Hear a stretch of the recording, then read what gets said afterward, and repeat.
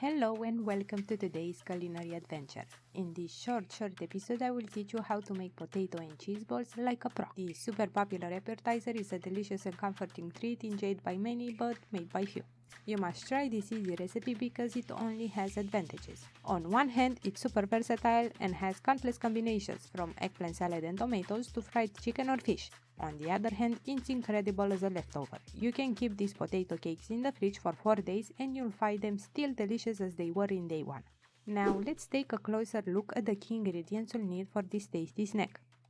Firstly, you're gonna need 700 grams or 25 ounces of potatoes. In this case, white potatoes or russet are the best to use. 2 eggs.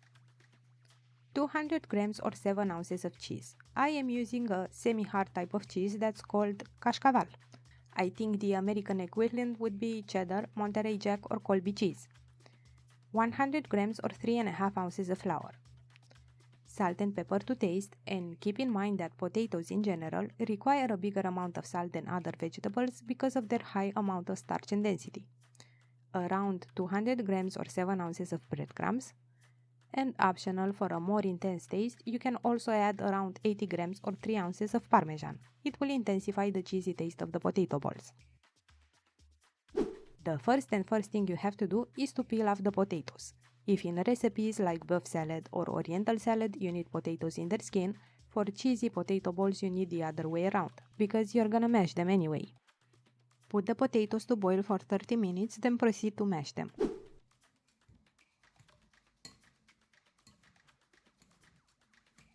Next, add the grated cheese and the rest of the ingredients. Parmesan, eggs, flour, salt and pepper to taste, and mix everything in a well-tied paste.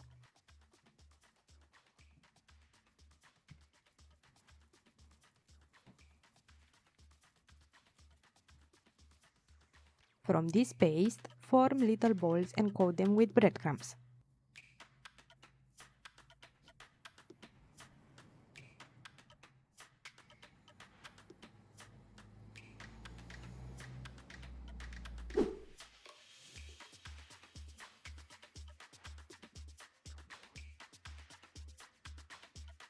Fry the potato and cheese balls on medium to low heat for around 6 minutes on both sides and voila!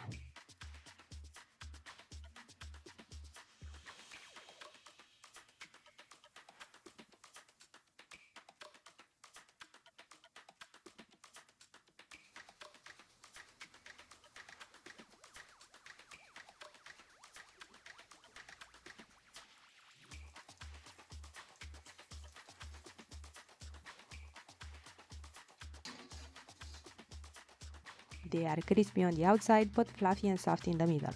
Upon cooling off and refrigerating, they will lose some of the crunchy exterior, but they will still remain delicious. This recipe is one of my favorite meals during summer days because it pairs wonderfully with eggplant salad, tomato salad and fried chicken. I hope you found this tutorial helpful and that you will give this recipe a try.